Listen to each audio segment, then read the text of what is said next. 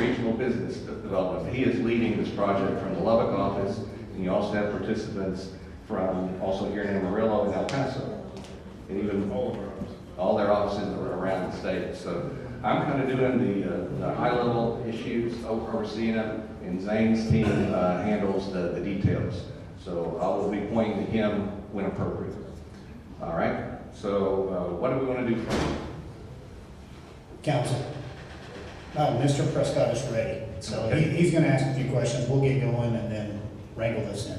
Okay. I just want to make a point of reference or a statement of fact.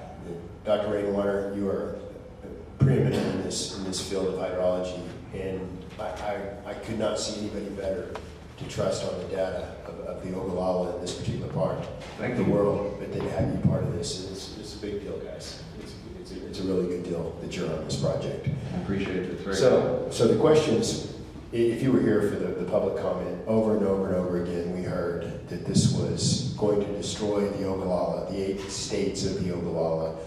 More specific, that this was going to destroy the Panhandle. We're going to be the destroyers of a legacy if we make this commitment. Can you tell folks really what is going on with the Ogallala, what the Ogallala is, and if we did go with the 10 MGD a day, what would the radius of influence be? And what is the transmissivity in this area of the aquifer? And ultimately, which direction does it flow? Okay, that's a bunch of questions. It's a bunch of questions, but I'll let you handle it. All right, okay, I'll try to do that. Well, first off, the Ogallala is the largest aquifer in the contiguous United States down here. It stretches from Texas up to the Dakotas, and a little bit into Colorado to the west as well. And the most unfair thing about it is 80% of the water in the Ogallala is in Nebraska. 80%. The rest of us are dealing with it, but it has a lot of water. If you look at a map of the Ogallala, it is downhill from the Rocky Mountains. So it's eroded material that is collected to the east of the Rocky Mountains. And that eroded material allows water to exist inside it. That eroded material was deposited on an irregular topographic surface that had been eroded by historic rivers and streams over the years, so it's not a flat plain. There are different zones where the base of the aquifer is deeper in some places than others. And what that leads to is if we have that alluvial material, the sands and gravels and silted clays on top of it, then we can have different thicknesses of the aquifer formation available to hold the water. And that the thickness is known as saturated thickness, right? Yeah, the distance from the base of the aquifer to the water table is called the saturated thickness. And the saturated thickness on the Fermi side is what, approximately about 300 to 400 feet? Okay, at the Fermi side itself, it's less than 20 feet. We're not getting the water there. Okay, that's one of the reasons that site was available. It was not an irrigatable place because there wasn't enough water to flow to wells there. Well, if you just go to the other side of Pantex, where the city of Amarillo has a wonderful well field, the saturated thickness there is over 300 feet. Okay. So just going just a few miles, there's a big difference for that. Okay. Yeah. And so, for example, when I was asked to help with this project, the first thing I did was call the different groundwater districts in the region to get their maps of saturated thickness so that we could start in that. For example, Brittany Britton with the Panhandle District was very helpful to provide their maps so that we could see where the water was thick and where it was thin, so we could target those as potential source areas. Okay, thank you. But let's continue on with wherever you're going with the Ogallala. Okay, I guess and I have to blame Boone Pickens for this, because Boone Pickens used to say that people were going to put in a straw somewhere and suck all the water out from under his property if he didn't do something quick. He used to say that, and that was in Time magazine, and that was wrong. Okay, if you have a single well that is pumping from an aquifer, its radius of influence, the distance around it where it causes drawdown, could be on the order of hundreds to thousands of feet for one well. If we put multiple wells together in a well field, they might contribute additional drawdown, but that is partially regulated if you're in a groundwater conservation district like we are here by their pumpage rules that try to limit the amount of drawdown that would be taking place. So for example, just talking with Brittany, the rules that they have that Fermi would have to live by, pumping anywhere within their district, they can only pump 1 acre-foot per acre from each year from their property, no matter how many wells there were. And so that limits how much water can be pumped from an individual property. So that is intended to extend the life of the aquifer for the desired future conditions that they manage through their relationship with the Water Development Board. And so anybody that wants to pump that water is under the same rules. So for example, I think I can safely say, even if you have a sizable well field with, maybe 10 or 20 wells spaced properly according to the district rules, the impact of that would only be felt in one county. You wouldn't dry up the other counties that way. And we have, Donnie, I think we have, 40 million gallons. What is that calculation that we have available to the city of Amarillo in the Carson County well field? In the pumping permit? Yes, sir. The contiguous acreage in Potter County and Carson County are combined because they're together, and it's a little bit over 40,000. We use about 25,000 of that. Okay, so we're just using a little over 50% of the amount that we can pump. With about 77,000 total acres available Okay. for development. So the 40,000, what was the units on the 40,000? Would that be acre feet? Yes. Yeah, Acres. Yes. Acres. 40,000 acres? Okay. Acre feet. Acre feet. That's a jargon word in the water business when we have a whole lot of water. But that's, an acre foot is 1 foot of water spread over an entire acre. And that's 325,000 gallons, correct? 325,000 gallons, yes, sir. Yes, sir. So if Fermi's running at maximum capacity at 10 MGD, what would that radius of influence, if it is in the northern part of Carson County, where the saturated thickness is 300 feet, what radius of influence, and what depletion rate would you expect this project to have, and can you give us a time? Well, that's a lot of things that you have to ask about.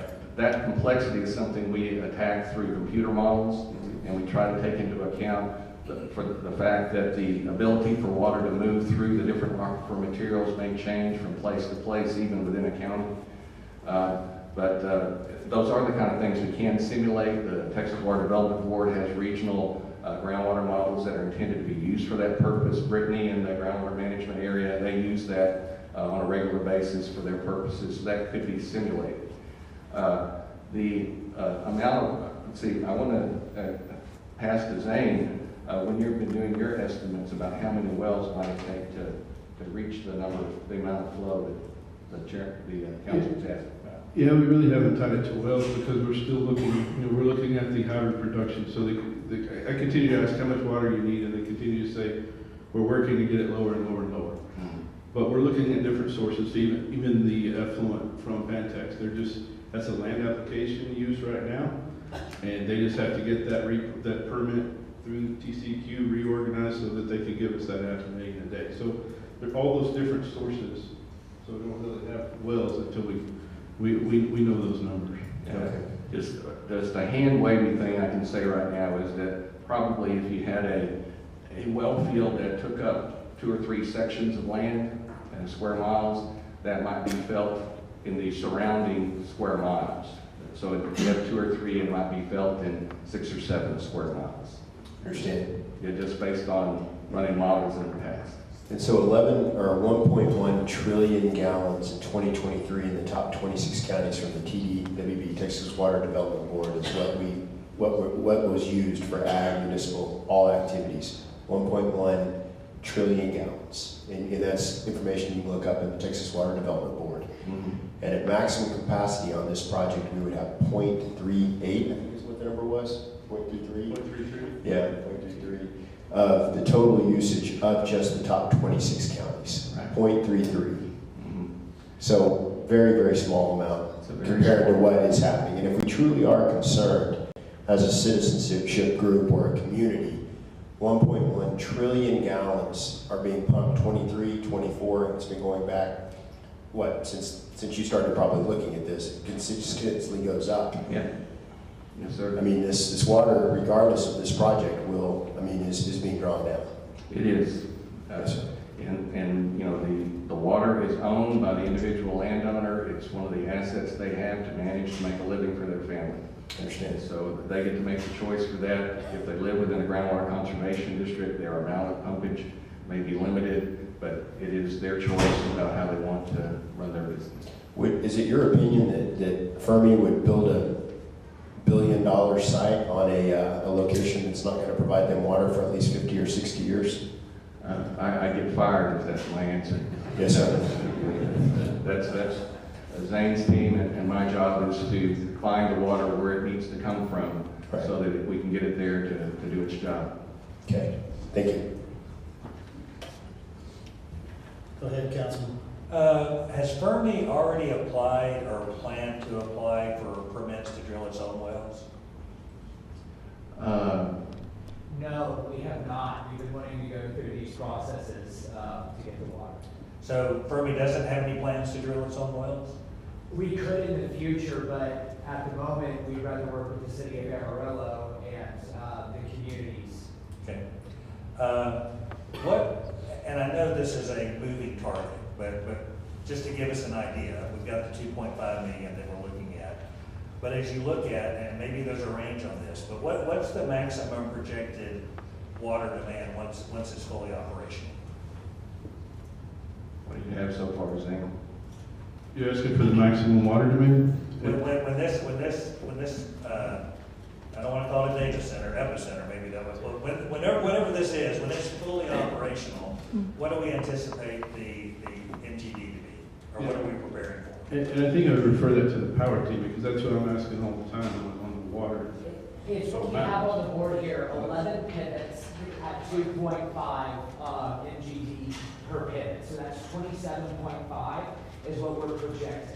We are constantly working to minimize that. That is us using 27.5. million gallons So if right now at your peak, at 11 gigawatts. so 27.5 million. That's what we're projecting at full capacity, but we're building a gigawatt at a time.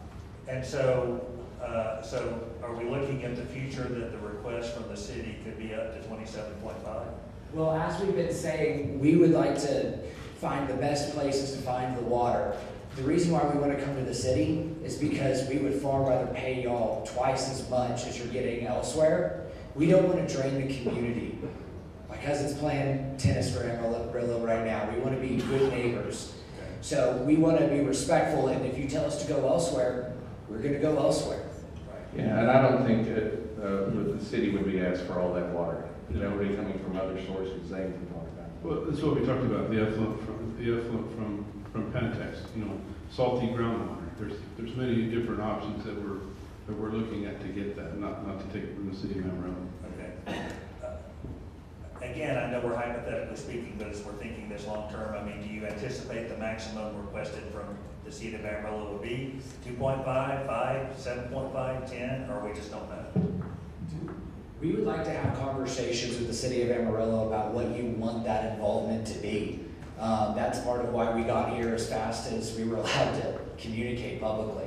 So we want to make this a conversation. If you guys offered us more water, would we take it? Yeah, but we don't need to do that. We don't need to burden the people of Amarillo or make them uncomfortable. What's the breakdown in the needs of potable versus non-potable? It's our understanding, and we're still learning about this, right, Zane, is that for a lot of the cooling purposes, the water doesn't have to be potable. There will be a working staff out there at the facility that will require potable water. Yes, and the cooling for the data centers, it's an enclosed system, so that needs to be potable water, but it's inside its closed system, so it doesn't have to be replaced, so there's a lot of water conservation there. And what are the sources for the non-potable that you're looking at? That's what we're looking at, it's effluent, you know, salty groundwater, surface water, all those different sources. Yeah, the Pantex plant has an amount because of its employees of wastewater that they generate. Right now is land applied or evaporated. But we have a chance to get that with the proper permitting. Also, you know, your wastewater effluent that's currently going to the power plant, that's the same idea that could happen with Fermi as well. And those kind of alternatives to consider. Yeah, Pentax has to pump and treat from their perched aquifer, so that's some of the water that we're looking at obtaining. So you guys would take some of the perch shock from the contamination at the Pantex plant and possibly run it through? Some of that water that they're taking out and treating and using for land application, that we're looking at getting some of that. Okay. That could be several 100,000 gallons a day. So right now, the 2.5 million request is for potable water coming directly from our water system. It's going to be used all across the system. I mean, for getting the system up, getting the data center fields, having water on site to start construction. Right. I mean, several uses. Yeah. And then I guess there could be a chance that Fermi could come back from other types of water, non-potable water from the city. Yes, sir. And what are the contingency or backup plans that Fermi has for water sources? Whether you're talking, if you can't meet operational needs through droughts or even supply interruptions, broken lines, what are the backups for that? Well, one thing we can do is go buy 11 cornfields, but for another, we're looking to find. What I'm thinking, I guess, just up and operational. I mean, I'm not talking about right now, but what is the plan? Okay, for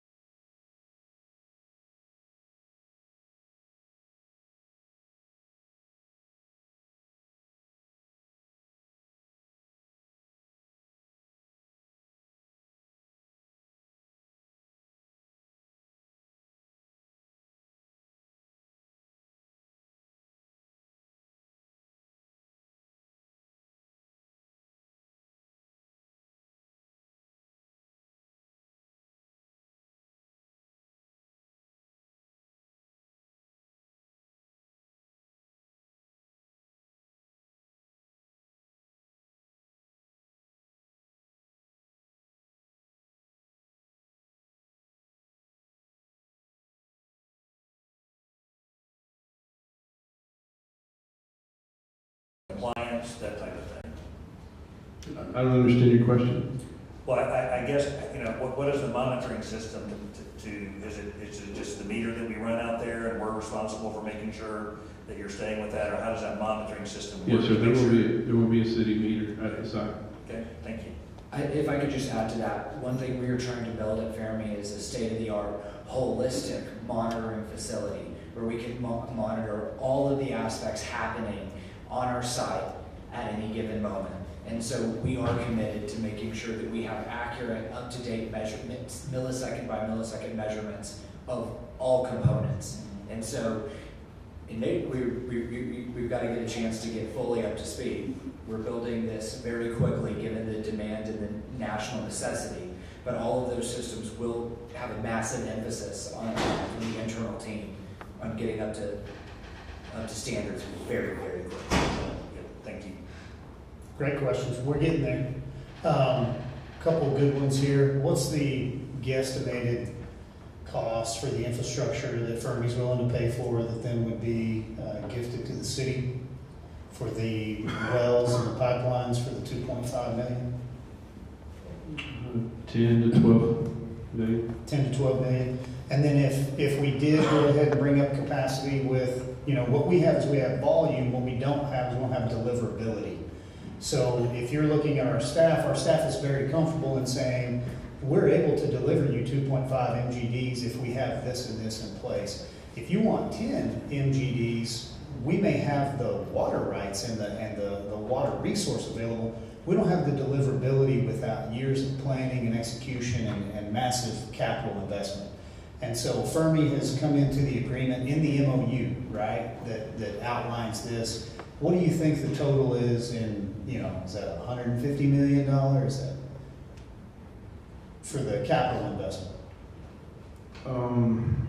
Are you talking about for the next phase of that? I would say, I'm trying to look overall, what would be the overall investment in the city's sewer and water program that would be paid for by Fermi potentially if we were to increase this over the next 5 years all the way up to the 10? Mayor, I can step in there and answer that, I think, because we've had these conversations, but it's really difficult at this point in time to determine, just like we talked about the wastewater treatment plant project. We can have some really high in the sky estimates that we could give you. And the numbers that we came up with are in excess of 200 million in investment to get to that 10 MGD number, just in infrastructure. But we're still early on in the discussions on what that would even look like. But the well field in Potter County, which would be our Potter County 2 in our master plan, would have to be developed in order for that to occur. The 5.5 is a little bit different number as well. The only number that we really have a good beat on right now is the 2.5. We're still working through the other problems as they come up. Let me address the LOI real quick. Since Zane, you've probably been the single point of contact, primary contact that I think you approached me first. You had already approached staff kind of at the same time. Describe to us how that LOI came about and why the city staff signed that on kind of a preliminary basis. I approached the city, just told them of the plans out there, asked if there was any water availability in some of their adjacent pipelines. Just asked if they'd be willing to sell Fermi any water. And that original LOI was the 2.5 MGD, and did it include a 5 or a 5.5 MGD? It was 2.5 and then 5.5. It was 2.5 and 5.5, and that was in the LOI that was signed by staff in order to engage with your firm just in our capacity, not in our willingness to negotiate a deal, but in the capacity of we were going to look at it from staff's point of view of can we do this? Yes, sir. Staff said that they needed to verify how that would be delivered, the infrastructure needed to get there, and then take it to council. Okay, and I'm not going to wade over into the legal waters of how that might have been represented or all the SEC filings. What I am going to do is go ahead and put a pin in that we did document that LOI. It was given. It is a public document at this point. It's something that is on hand. It doesn't have to be disputed. So is that anything that we shouldn't hand over? Do we want to produce that document, Mr. City Manager? We can absolutely. I would request that we do, unless there's some legal reason. Right. I think it's important that we should make that available. Here's what I would Yeah, like. absolutely. Yeah, we can make a document available. Yeah, when the Park Hill approached us, they explained that also they're trying to pursue investors. They're trying to pursue a support of this, and so with this, they need a letter of intent in order to work with those investors as they move the project forward. So. Could you reference that date if possible during this meeting? I think it'd be great to know when the LOI was actually executed. Don, did you have a date on there? It's from June, July. I think it was August 25th, I believe. Was it that late? Okay, I thought it was. I think so, but let me add something to that as well, because, and I think I got that date, I can look at it, but it's very common for us to have somebody come to us, such as a POB, such as the EDC, we do it all the time, where they come to us and they say, hey, we're looking at this business that's coming here, we need to see, are you able to produce XX MGD of water? We never turn that down because as part of our pillars, part of your pillars as council is to be business friendly, to entertain those ideas. So we've had many discussions with many developers all the time.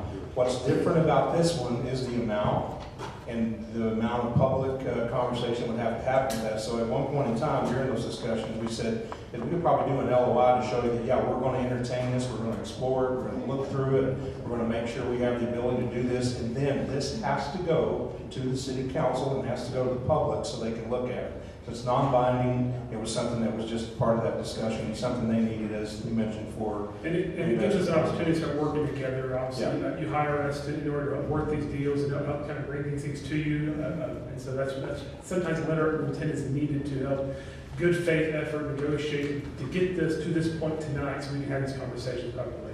So bottom line, go ahead, sir. So timeline-wise, June 27th was the letter of intent. That's the date on the original letter of intent. No, August 25th. No, I'm looking at a letter that was sent to me, a letter of intent to Park Hill Final, 6/27/25.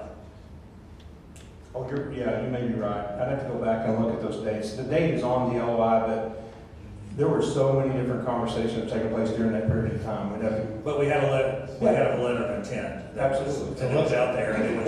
And let me note this too, that it was not to Fermi America, it was to Park Hill Smith and Cooper, who was the only one that we were talking to at the time, was Park Hill. Right, Park Hill's a representative for the Fermi project. We weren't under any, we knew what the project was referenced, correct?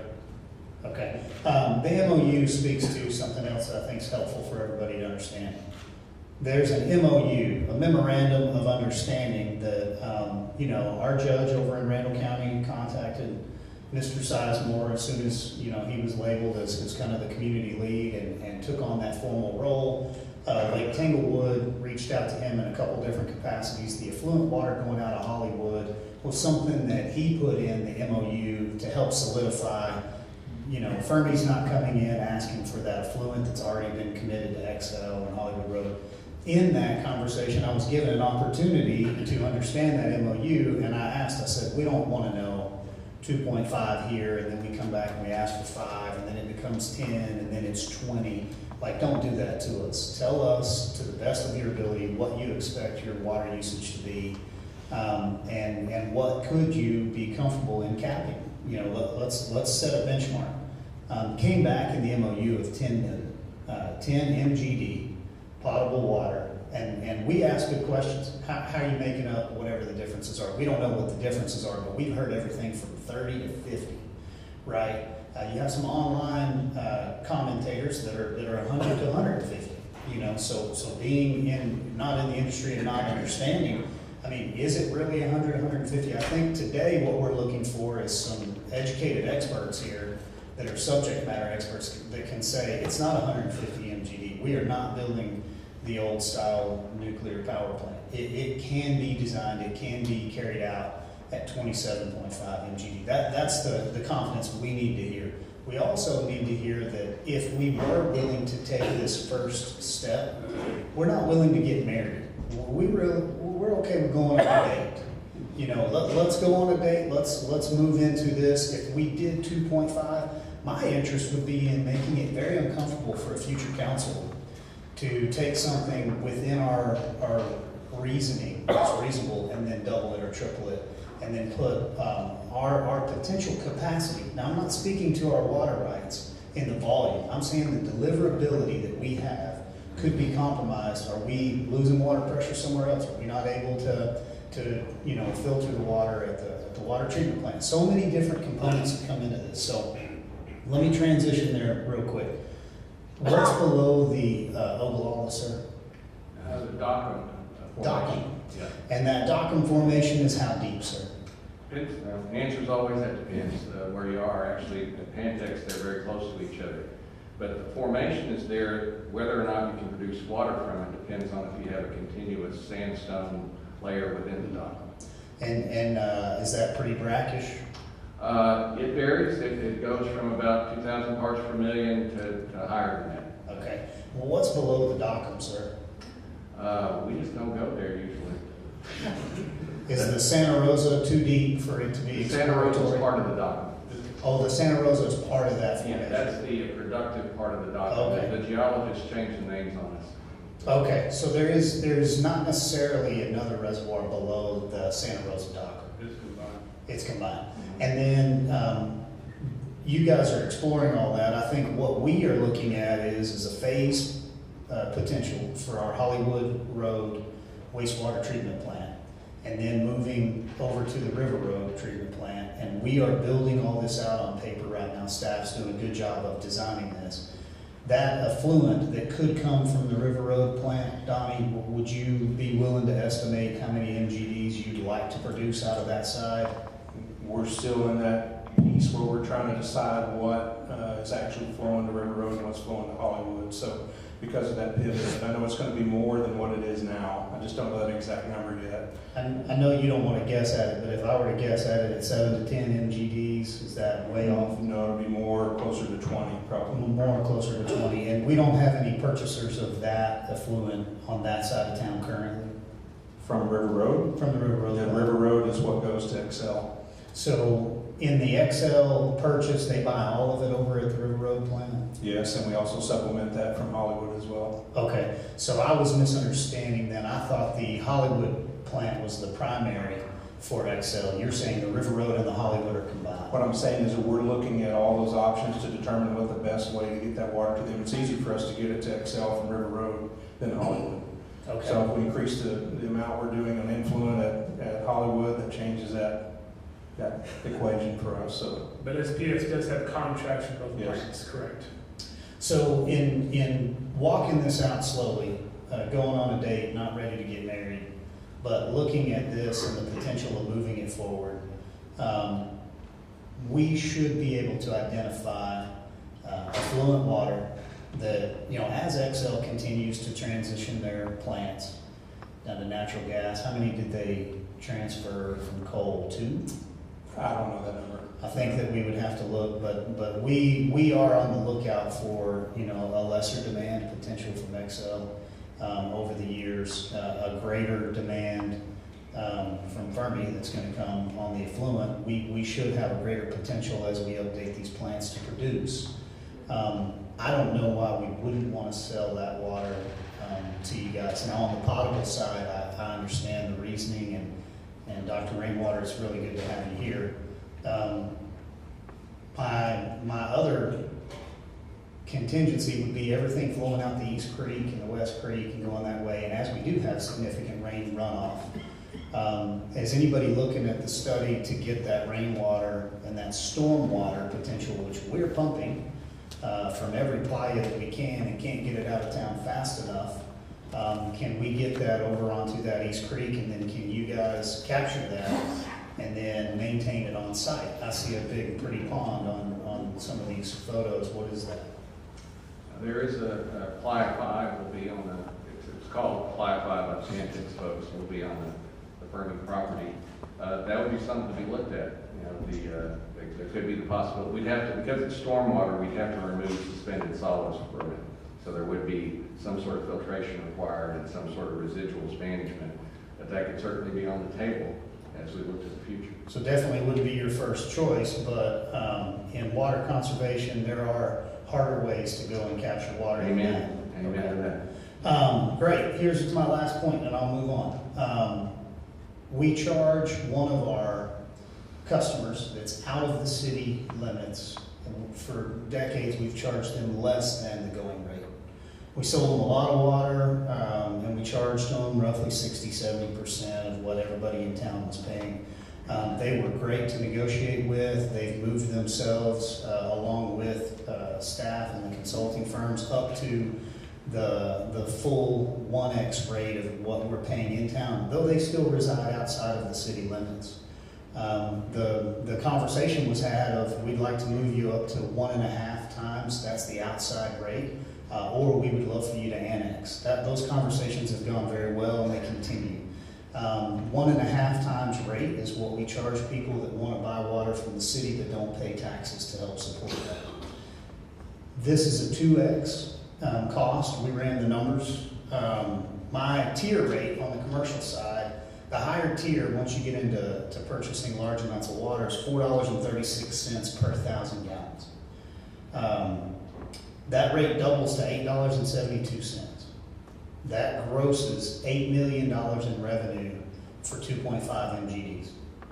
So you will become a rate payer to my system of $8 million tomorrow, as soon as you start pumping the water. When that goes to 5 MGD, it'll be 16 million, and if that goes to 10 MGD, which if we ascertain that is, you know, well within our capabilities, we are using less than, you know, 3% of the total drawdown. Farm, ranch, and ag uses over 90%. We're not trying to restrain that. We understand that it takes water to produce beef, cattle, agriculture, food. It also takes water to produce power. We like turning the lights on, and we like industry and growth. And if we can balance growth with some common sense, if we sell 10 MGDs one day, it produces $32 million worth of revenues to our system. That would be roughly 35% of what my annual gross is right now. Is that what we're roughly? What's the total sewer and water revenue just on the water stuff? Don't know that water off the top. I don't know that either because it's got your sewer in it. So let me not put a percentage on it. It's a large amount. So those are my points in what I'm making now. I would like to come back to one thing that I have here. So Councilman Prescott did a good job of organizing for us the 26 upper counties and their total usage based on groundwater conservation districts, right? That's where you got that, was from the districts. Okay. He got it from the Water Development Board. 1.1 trillion gallons per year are used out of, and this all comes from the aquifer, correct? It's all pumping. So that's the pumpage out of the total 26. Would you verify that? I mean, I know we're not necessarily experts. Prescott is definitely a self-proclaimed expert in lots of different fields. But for everybody else, I'd like, especially the campaign trail. So I'd like to hear it from you guys. Would 1.1 trillion gallons used in the upper 26 sound reasonable?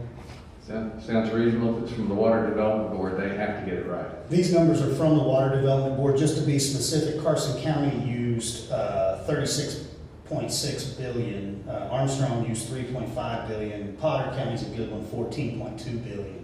Those were pumped. So out of 1.1 trillion, we are seated here today with going on a date with Fermi at 2.5 MGDs. That would be roughly 0.08, less than 1/10% of what the usage would be, the 2.5 MGDs of what's being drawn down. If we were to get all the way to 10, which the MOU considers a maximum ask, and we appreciate that. If you guys can go and show that you are being so efficient and conservative minded, that you're extrapolating every amount of effluent, redundancy, conservation, you name it, if you're doing it and that 27.5 MGD is realized, then I would love to feel like 10 MGDs is very adequate. And here's what I would base that on. When people say, I can't believe you sold our water away, you're selling out my grandkids' future, you realize I am offering to sell 0.32 of 1% to one user for the upper 26 counties. Like, that's how minimal that amount is. Are these numbers correct in your understanding, Zane? Do you feel like this is pretty minimized? And then when you expand that to Nebraska and everywhere else, Yes, sir. Can I confidently walk away from this deal here knowing that I did a business deal for my city and that I didn't take water out of somebody's well over here in River Road? Yes, sir. I think so. Okay. Follow up, sir? Yeah, well, you're always good for analogy. Can I add just a little bit of color to your analogy? I would say, I don't think we're dating. I mean, when we enter into a contract, we're getting married. Right now, we're talking about the prenup. So how can we work through this to make sure that both sides are satisfied, with this agreement? So I have a question for staff on the 2 times. So what we're talking about, and what I want to know is, have we done cost analysis on this? Because I know we're saying, wow, we're getting 2 times, we're getting time and a half or whatever. But also remember, and we're appreciative of Fermi, committing to build the water infrastructure, but then we have to maintain it. Okay? Well, this is a little bit different than maintaining something that's inside the city or a ratepayer. So I just wonder, have we put pencil to paper to determine if, how much it's going to cost to maintain it, and if 2 times is the right, or because if for some reason what we're collecting from them on the water is not paying for the maintenance, the upkeep, whatever of what they're graciously giving us after they pay for it, then that's going to go back to the ratepayers. So, if it's costing us more than they're paying us to be able to maintain that. So I just wondered, did we do a cost analysis to look at that to make sure that we're getting a premium because they're not in the city, but we're going to have enough money to be able to maintain that so the cost doesn't have to go to the ratepayers. At a very high level, yes. Okay. Yeah. And there's still, you know, when we get to the 5.5 request, if that comes back, there's gonna be additional analysis we're gonna have to do for staffing, for maintenance of the well field and some things like that. But for this first edition, this first ask of 2.5, we've done enough analysis to feel comfortable that would cover maintenance. Yeah, absolutely. So how much, how much is it? I guess, I just want, I trust you, but I want to verify that we're charging the right amount to make sure that we're covering it, so. So what's your question? Yeah, well, I just, if you're confident in it, then I'm gonna go with it, so. You know, and again, we've been moving just as fast as everybody else on this to try to keep up with the requests. And we have, just so you know, and this may make you feel more comfortable about it, we use HDR Engineering. They have a modeler that works for them that we've been using for our system for a long time.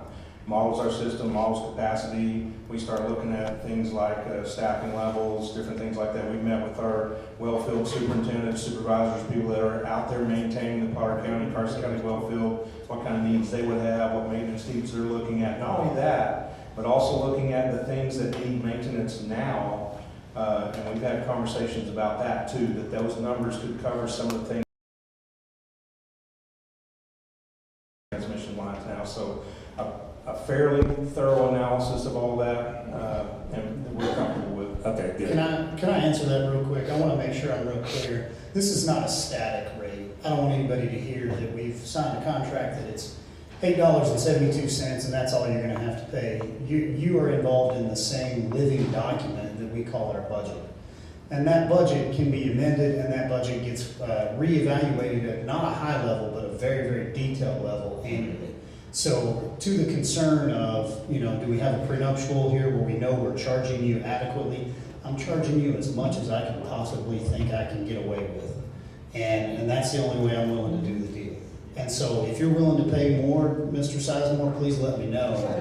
Otherwise, I'm looking at it as that 2X rate is 2X of what that rate is. And if we need to raise that rate by $1, that is the right of the council to consider. So if the well field has problems and the pipes and the maintenance and everything one day, and there's a public utility commission that oversees all this, we're not even going down that road. We're simply looking at what does this 2.5 MGD look like here today? Yeah, but we can't change it for 20 years. What do you mean can't change it for We 20 can't years? change the rate. No, you're changing the rate every year. This is a 2X rate, whatever rate is. Rate is 8.72 for them right now. Got it. But when you sit down here in another year and you say, well, I think we should. Well, we charge can't it change the multiplier. Well, that's correct. I'm not trying to change the multiplier on the rate. I want to honor our deal. But it's not static. I think it's important that everybody understand. We're not saddling ourselves here for a future council not to be able to adjust the rate. Now, we did have a customer that was fixed at a certain level for a time, and we're not repeating that mistake. So, yes, sir. Yes, obviously, I'm not a Fermi employee, so I cannot guarantee that, but I know from the fact that all the conversations that Fermi has given with me, that they want to be the best community partner that we have. And we have some great community partners. And part of that means being very generous with our community partners. And that was part of my reason to come with them, is I want the best deal for Amarillo, Texas, and for Carson County.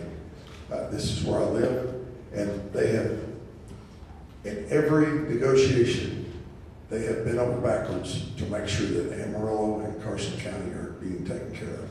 That's as much as I can say.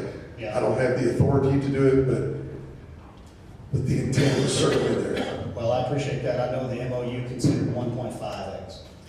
And we pushed hard for, I believe, our rate payers. And I feel like it's been cooperative to get to the 2X. I would like to, go right ahead. Councilman. One other thing I would like to do, so I think we've done a great job today of providing perspective on the aquifer. I would just like to, I would like to provide a little bit of a perspective of where this request kind of lives as far as the city and our commercial customers, because I think that is something. And this was a slide that was given to us, and I think just for perspective to show where, and this is our 2024 users. So these are our top users in 2024. You see XL, Southwest Public Service, is about 7.3 million gallons. Tyson is actually at 3.88. So, you know, and then Owens Corning is well below that. So if you look at, you know, coming on board immediately, you know, Fermi would become our number 3, you know, commercial, you know, water user. If you go back, if you look at 22, which was a little bit different, it was a hot, dry summer, you know, you look at the changes that occurred there in just 1 year with what, you know, Southwest used and what Tyson used. But if you go back to that slide of 2024, if you look at 10 million gallons a day, that does put Fermi as our top, you know, our top user. So while as far as the aquifer is concerned, you know, it is a drop in the proverbial sea. But when you look at our water supply and what we have, it's a pretty good amount. I don't think that's any reason I'm just pointing out that you know, this is, and we have something different than other communities like Lubbock and other places don't. We have a lot of high-level, high-water users in the industry, and they come here for that. So I don't think, you know, I just wanted to kind of point out where this request would land as far as our. I think it's a great picture, Councilman. 7.3 on XL, SWP, or SPS. That's all potable, or that's affluent as well? That's all potable. Plus, we sell the affluent. Correct. Yeah, so you go back to the public comment period, right? We don't want them taking our water. We don't want anybody other than the residents taking our water. You realize this is the model that we already have. We sell massive amounts of water right now as the city of Amarillo to industry, and we advertise and will continue to do the same. If you, being our boss, want to redirect us, you have to flip 180 degrees around. We don't need to go out and build 3,000, 5,000 more homes. We don't need to do all of the additional prep for growth. Our AEDC needs to turn around and go a different direction on the way that we are trying to grow. Growth pays for growth, and growth is what every community needs. If you're not growing, you're dying. It is a fact and a law. And so, like, the city of Amarillo is growing. We want it to grow. We want it to grow and prosper. That means it grows healthily, right?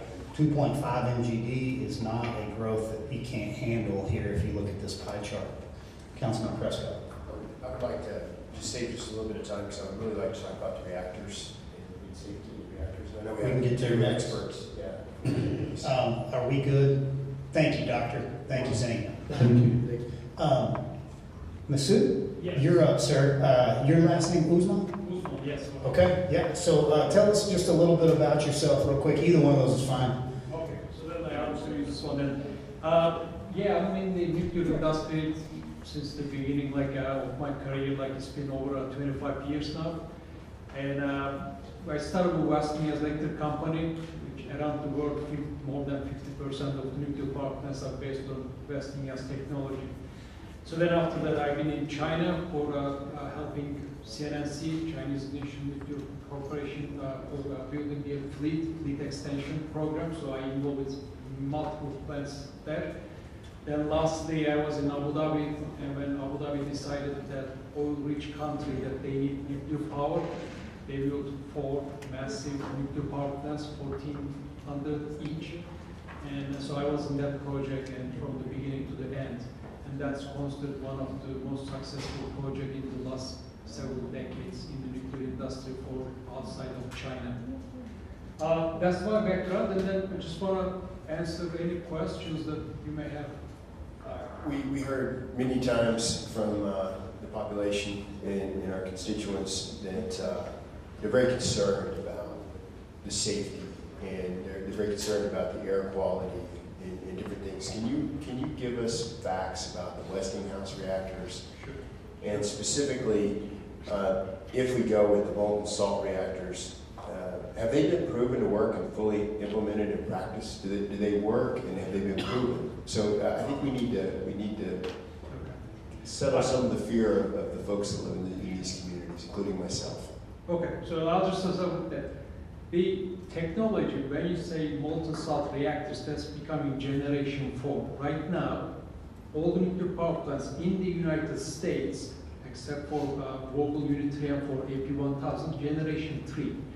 So that Vogtle 3 follows a generation 3 plus. They are not at the level of the Gen 4 yet. Gen 4 is that there are additional safety features when the plant is not pressurized, for example, when molten salt, it's almost atmospheric pressure. So if there's an accident, the leakage is not that much. So that radiation leakage or like, just you can contain the reactor a lot easily.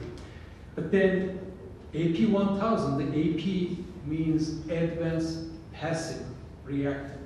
That makes it, that design 3+ is 10 times safer than rest of the 100 nuclear reactors already in operation in the United States. So this, don't get me wrong, these reactors are already at the probabilistically 10 to the -6 level safe, right? However, AP1000 is 10 to the -7 level safe. That's the probabilistic risk assessment when you apply it for the core damage frequency of AP1000. That's because this advanced passive reactor doesn't need any coolant in case of an accident. It has massive storage tanks. Maybe I can just, we make out of mine. The lapel mic is on that table right next to you. Is this working now? Click it on the side. Oh, it should be on now. Okay. That's all right, so then if you look at the Westinghouse AP1000, you can see that like there are these two massive tanks of water storage on the top of the reactor building. So what it does is that if there is an accident, and this is again like 10 to the -7, like the levels of like a probabilistic. But then if there's an accident, those there are some what we call scoop valves that they just little explosives. They just stop the circulation of the water from this top around the sealed containment shell, which is all steel liner, and then evaporation is helping cool down this reactor without any meltdown, right? So And this is the AP1000. that's the AP1000, right? And then this water storage tank is good for 72 hours, and after 72 hours, all you need to do is that just refill it, right? So if there's a fire truck, you can use that, or like there's a water pump at the site, you can use that. In our plan, we are already, like on the this map, you can see that we are placing a man-made water pump just besides the nuclear power plants. So that's our reservoir for in case of a very highly unlikely incident, we can still contain this reactor not becoming hazard to anyone around it. And the salt reactor, again, just going back to that, they've been proven to work. And are they operational yet? There is no licensed one yet in the United States, in the Western world. Okay. So there are multiple companies, we are also watching them, but the technology we are watching them for our SMRs. So today, we also have this 4 SMRs. This is our second campus in the at the site. There is N1 for the 4 large reactors, and N2 is for the 4 SMRs. Currently, we are watching the industry who's making the headway with regards to licensing as well as constructing their nuclear power plants. And on top of it, we will of course consider our future tenants' preference, because all of these guys, they all understand the importance of the nuclear power. All the big players like Amazon, Microsoft, and all of them, they are investing in one or several SMR companies for this development. So then some of those SMRs are also molten salt reactors, like coming, for example, TerraPower's reactor is one of the ones that are very promising. So those are the ones, and TerraPower is Bill Gates' company, it's owned by Microsoft. So they are all investing in that, and we are watching them. But we have not made a decision about what will be the technology for those. You should understand that nuclear power plant construction is a very long-term endeavor. So it's going to take, for first reactor online, we are planning end of 2032. What byproducts would come out of these reactors, if any, that would cause problems for air contamination or pollution? The air contamination, I think that question may be coming from the gas turbines, because the nuclear reactors, we don't do any air pollution, right? If there is a accident, again, there could be some case for that one, but then AP1000 is pretty safe reactor, and then we have a containment building around it. So I think a lot of people watch these documentaries about Chernobyl and everything. That reactor not exist anymore. Nobody is building, obviously. Didn't have a containment building, so when there is an accident, it just leaked out. And I can also explain what happened in Fukushima in great detail, but then that's a very catastrophic incident which could have been prevented. And in Westinghouse, when I was working in Westinghouse at that time, we actually put an AP1000 at the same location. We simulated, and nothing would have happened if it was a Westinghouse AP1000 reactor. Thank you. Any other questions, council? No? Describe for us just a little bit on the redundancy and the additional coils that water cycles through. How many times can you use, say, a gallon of water to cool one of the reactors? Okay, so what we are doing is right now, it is not only us, but around the world, this is becoming the next focus for nuclear power plants for the coolant. Nobody want to use so much water unnecessarily. When we have the discussion with Westinghouse, we also discuss about how they are looking forward for reducing the water usage for a nuclear power plant, and then how even the Vogtle plant, the last 3 and 4 built, could they use less water, but it was already too late. They already started the construction and everything. And I heard about a comment about Southern company, Vogtle did a study about air cooling of these reactors, and then they concluded that it's not feasible. It's not a technical feasibility issue. What they were doing is that they are next to a water source, and they are comparing for the cost of doing this. That, if you do the dry cooling versus if you do the all wet cooling, how much it would cost to us. So everyone's situation is different when you build a nuclear power plant. What we are talking with the Department of Energy as well is that twofold. One, our license application with the US NRC is all air-cooled condensers. This is a closed-loop system. Here. So in the nuclear power plant, there are several closed loops. The first closed loop going through the reactor vessel, which is the contaminated, and this is with the radiation. This never goes out. There is pressurization in this loop. This is the primary loop. All it does is that it goes through a bundle of little pipes inside the steam generator to get the secondary water inside the steam generator to produce steam. This steam goes to the turbine, and at that time, I need to get this steam to condense back to water and get back. So there are ways to do that, right? So then one way is that I can use an outside water source, and then through the heat exchanger, I can just circulate, and then I can get it condensed. Or we can put these air-cooled condensers now becoming publicly available, which, by the way, when Southern Company did this study, it was 2007. 2 decades, right? So now the technology really evolved, and we can just put these air-cooled condensers, and then we can send the water outside, come back to the plant, send the steam outside, and come back to the plant as they feed water to get back to the steam generator. I cannot tell which companies that we are working on because we did not sign the agreement yet. But then the company we are working with right now, they came visit us, and then now we're going to meet them in Europe. They are expert in this one, this technology. And the one for the safety system, again, AP1000, in case of an accident, doesn't need any outside water, right? So it can go by itself by up to 72 hours. Because of all these passive systems, it also uses very little coolant water.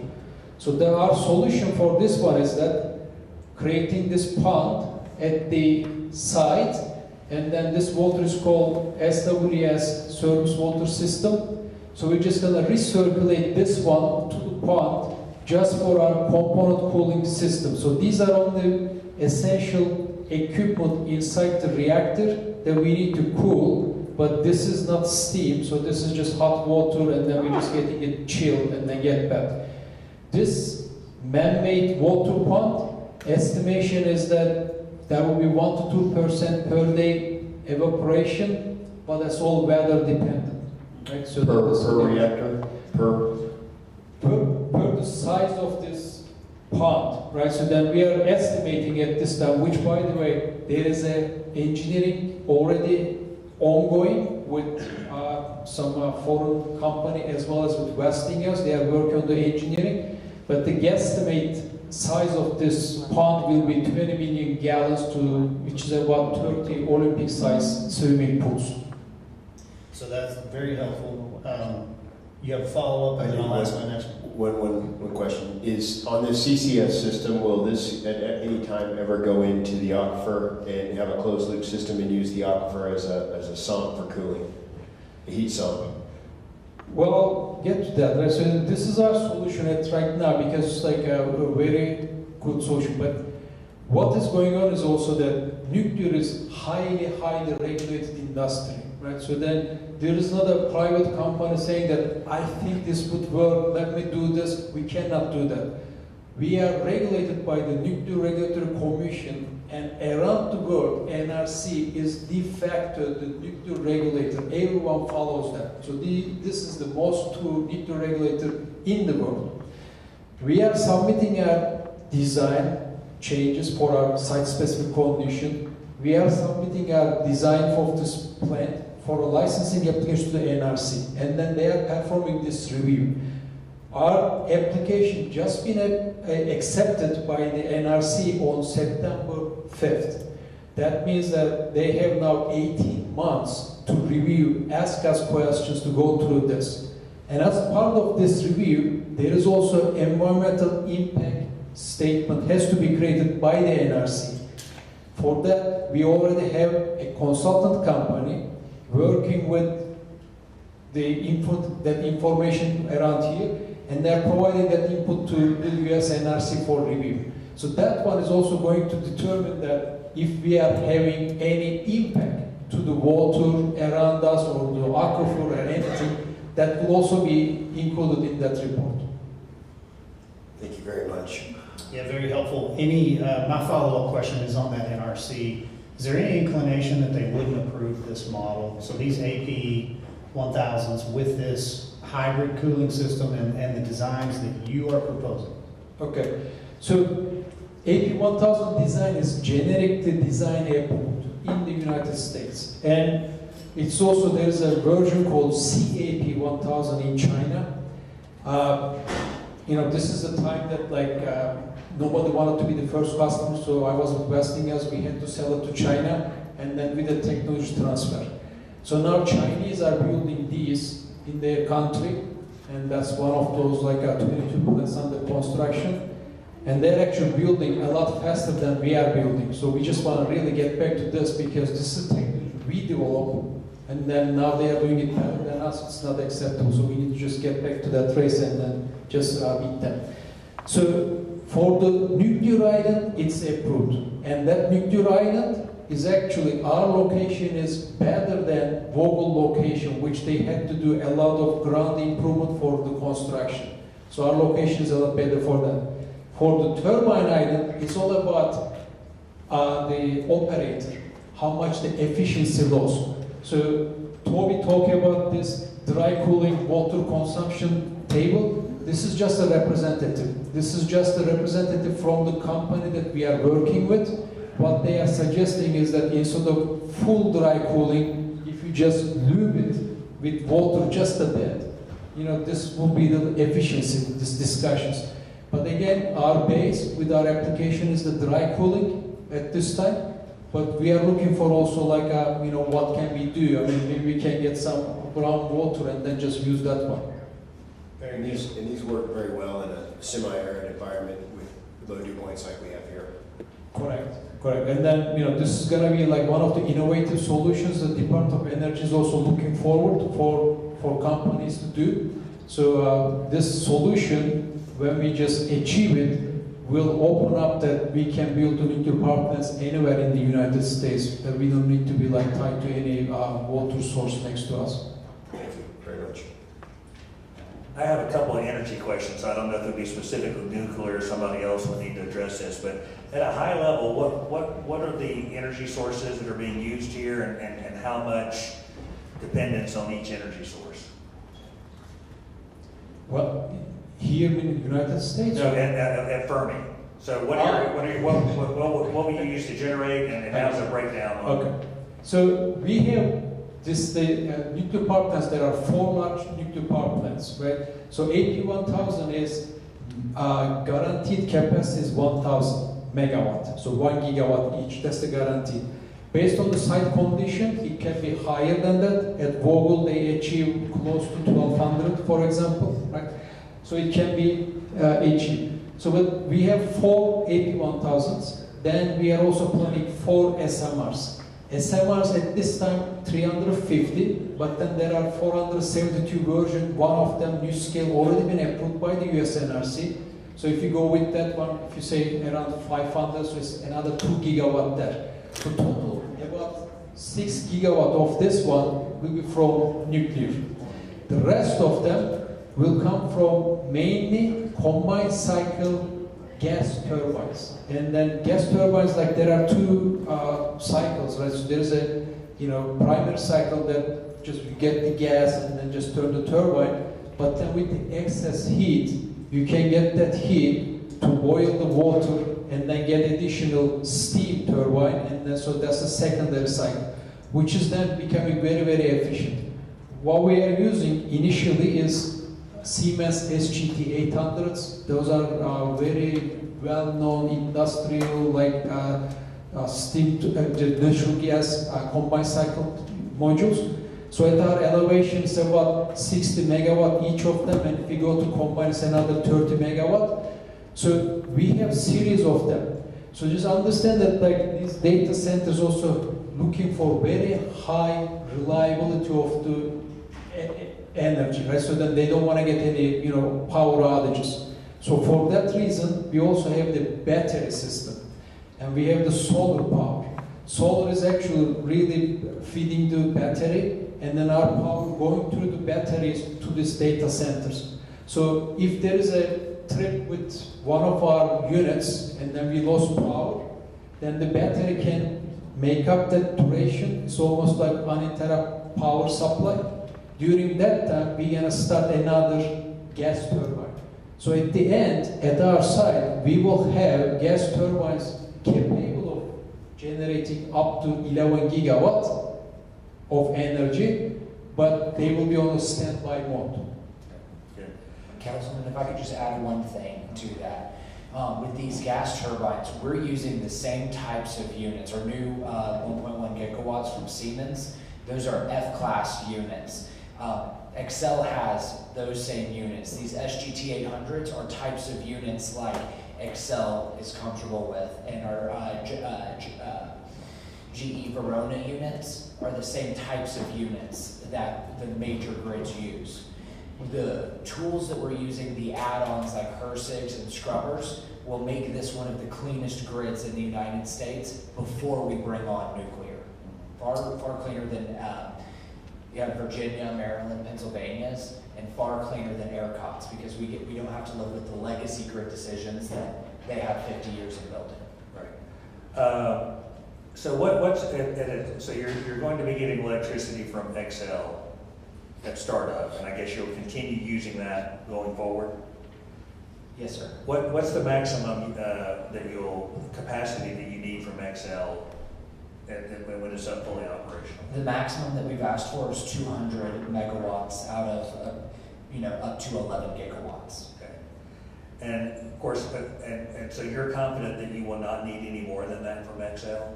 No, we can use rental generator units to supplement. It's always good to have a backup battery in your pocket. Right. Well, the reason why I ask is, again, and I think you've addressed this by trying to have, but just to ask the question that gets asked and maybe clarify it, because across the country we have seen credible reports of that happening, and I just was wanting to, I guess, commit to hear that there is no plans at all ever to take a significant amount of electricity that would result in such a demand from that Xcel would be raising rates to compensate for that. The entire thesis of Fermi America is it is unfair to burden the taxpayer for artificial intelligence. The companies, the big hyperscalers, the Mag 7 with multi-trillion-dollar market caps should not ask the taxpayer to subsidize the highest margin business in the world. And that is why we are so eager to come to Amarillo and be good partners, and why we are perfectly fine with paying 2x for water. The taxpayer should receive blessings from this project. They should not be burdened. And will Amarillo or the region receive any an energy benefit or priority access from the power generated, or will it all be dedicated to Fermi? We're working on how this needs to look like, and we want to have good conversations with y'all. We've been having fantastic conversations with Xcel. In an emergency, we would love to give them power. The thesis of this is that this is power paid for, built, and for hyperscalers, but we really want to be good neighbors. Thank you. So you're saying that this power, it could go into ERCOT or it could stay in the Southwest system? It would not go into ERCOT. We don't currently, to my knowledge, we don't have any intention of building any connections to ERCOT. We will have this, the red line on the upper left-hand corner is a 200 megawatt, I think that's the max. I can get one of our power experts to confirm that. But that line is designed for up to 200 megawatts. I should say that our request is initially for 86 megawatts of firm power. It will oscillate. The additional 114 to get to 200 is not from grid power, but from rental TM2500 units that Xcel can lend or lease to us. So we're really only asking for 86 megawatts from the grid. And we heard earlier that this is 4 times what Dallas-Fort Worth needs? Yeah, Dallas, the city of Dallas, all the grids spike depending on how much air conditioning you're using, etc. On average, the city of Dallas is about 1 gigawatt. Thank you. Ms. Sue, thank you. Very well done, very informative. You've answered a lot of questions. Thank you. So, in our discussion here, Mr. Sizemore, thank you for coming in and running this presentation. I know what we've done here has pushed us late into the evening. It's almost 9 o'clock. We've got a lot of council that had concerns. We obviously heard, prolific amount of public comment with all sorts of worries. I feel confident right now that if you were to watch the entire meeting, we've eliminated the majority of those concerns. I think the concerns that still are resonating are AI and, what's the security aspect around nuclear next to nuclear. So my final question would just be DOE, Chris Wright, Secretary of Energy, they've signed off on everything. There's nothing incumbent upon us as a water contract seller, and leaders in the community to try to step over into the security aspect of how Pantex protects itself. Yes, sir. So, this is the most sensitive military site in the United States, and some sources say the world. We've been told that it took over 20 U.S. government agencies to approve the handover of the lease from Pantex and the DOE to Fermi America. We are in active conversations with many of those agencies, including the leads being the DOE, the NRC, and the FBI is having really productive conversations with us on how we can make sure that we're using the proper procedures and protocols. They wouldn't have handed over this site next to their most important military asset if they weren't confident that we can operate within these protocols and keep the safety of everyone at the plant, of the country, and of the people in the surrounding communities. Very good. Council, at this time, I'm wanting to close the discussion. Does anybody have anything else that they want to offer for feedback from the Fermi team that's here? Well, so we're and I know we're here late, but this is the end of the question period. We can move into item 10B, which would be the actual contract. We can ask questions on the contract. I'm just hoping in moving this forward, while we've got these experts here, if we have further concerns on water, nuclear, generation power, whatever, like what we've done here today, ladies and gentlemen, is we've taken 4 weeks or more worth of meetings and we've condensed them into a very, very highly educational seminar. This is not normal. Normally we get a 10-minute presentation. Council has a few, surface level questions and then we act. But this is not a normal project. And so at this moment, this would be my statement. We have walked this forward with you and we've got it in first year. We're willing to keep moving. The only thing I'm not willing to do is put it in park. I didn't do all this work and I didn't come here to get educated in order to just drag my feet on something. At this time, I think every one of us that are very highly intellectual and educated on this side of the dais should be in a position to take action either in a yes or a no. And so item 10B frames that for us. Before I move us to item 10B, I'm just asking if council has any concerns that they need alleviated from the team that's here. Well, I guess I do have a couple of questions because this has come up and it's something that's important, but I guess what specific steps does Fermi plan to take to engage with the community moving forward to ensure transparency and public confidence? Because I think, and for whatever happened, I mean, people, didn't know, they feel like they should be notified or whatever, but what I'd really like is some specifics because in my mind, I would like to see some specifics in this agreement because if we're, again, this is different, and I think than anything that we've ever done before.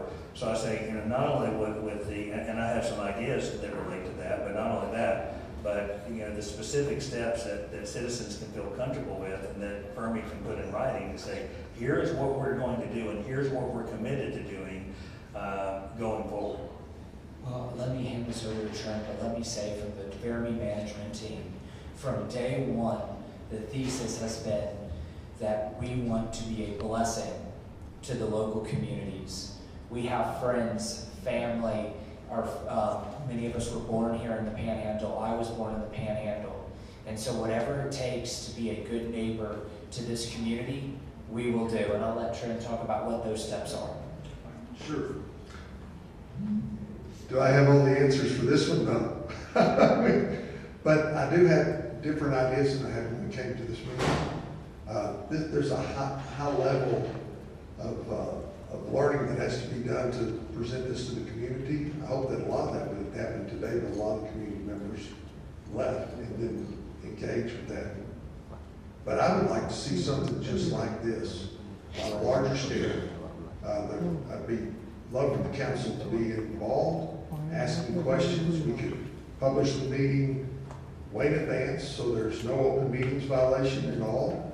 You come with the same questions, we'll bring the same team, we'll have a bigger venue, and we'll look so that it works out for everyone's schedule.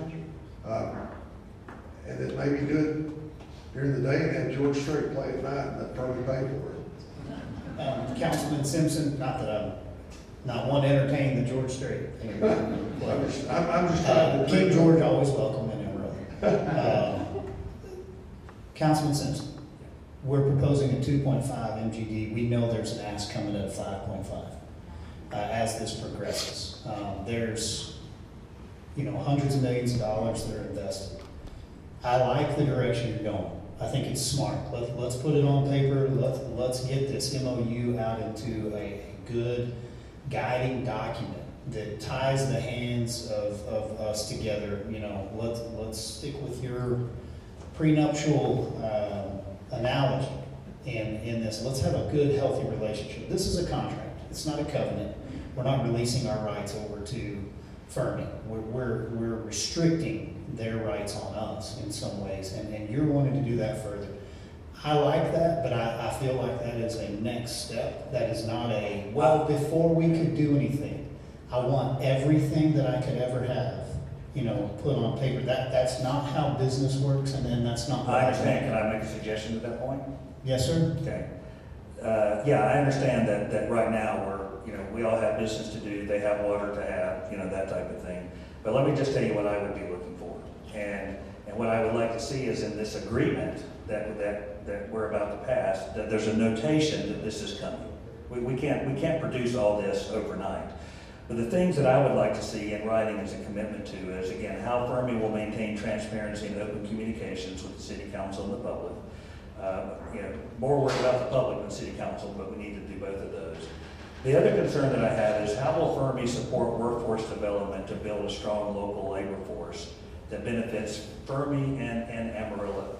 There is some concern, and I think it's valid. Where is this labor force going to come from when we currently have 3% unemployment? So I would just like to see if that's something that Fermi feels they're committed to, that's part of something that's in writing to say, here's how we would like to commit to it. The third is just commitments for protecting our natural resources. Water, energy, by preventing overuse and ensuring environmental safeguards. And the fourth thing that I would be looking for is how Fermi, and I'm glad that there's the philanthropic part of it, and that's great, but we have taxpayers and ratepayers who have needs and demands too, and while I'm glad that we're getting 2 times on that,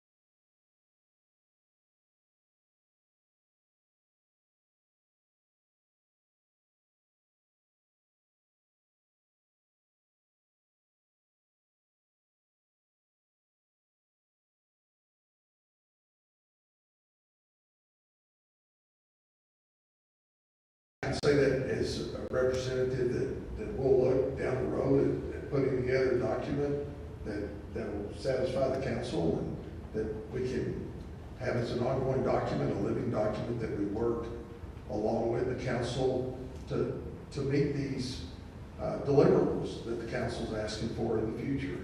I will tell you that I've already been with the Amarillo College Workforce Development Group, and I've already met with them, and they're very excited.